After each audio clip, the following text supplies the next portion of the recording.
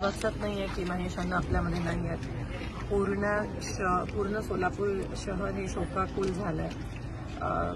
काही दिवसापूर्वीच आम्ही भेटलेलो आणि अलीकडे ते खूप अध्यात्माकडे वळलेले आणि मला असं वाटतं गंगा प्राशन केली आणि त्यांचा मृत्यू झाला. ह्याला पण नशीब लागतं, पण आम्हा सगळ्यांना त्यांची उणीव नक्कीच जाणवेल. खूप आधीपासून माझ्या वडिलांच्या सोबत तात्या महेशांना माझे वडील काम केलं, माझ्यासोबत अनेकदा काम केलं, सोलापूरचे महापौर म्हणून काम, राजकारणात सगळ्यांसोबत एक चांगलं हसतमुख असं असणारं त्यांचं व्यक्तिमत्व.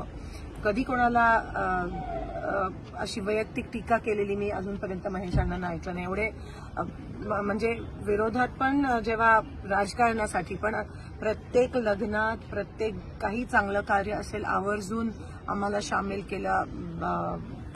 आम्हाला सगळ्यांना, म्हणजे माझ्या वडिलांसाठी मुलासारखंच होते, कारण का तात्या एवढे जवळचे होते.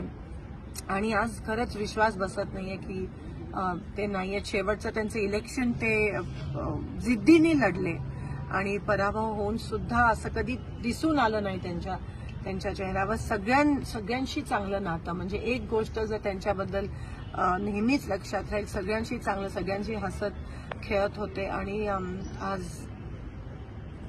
ते आपल्यात नाही आहेत, तर त्यांना श्रद्धांजली अर्पित करते. त्यांची पत्नी, त्यांच्या मुली, त्यांची मुलं, त्यांच्यासोबत आम्ही नेहमीच आहोत आणि त्यांना त्यांच्या आत्मेत शांती मिळो अशी मी ईश्वर चरणी प्रार्थना करते. पण जी पोकळी त्यांच्यामुळे निर्माण झाली आहे सोलापूरच्या राजकारणात, ती कधी कोणी भरू शकत.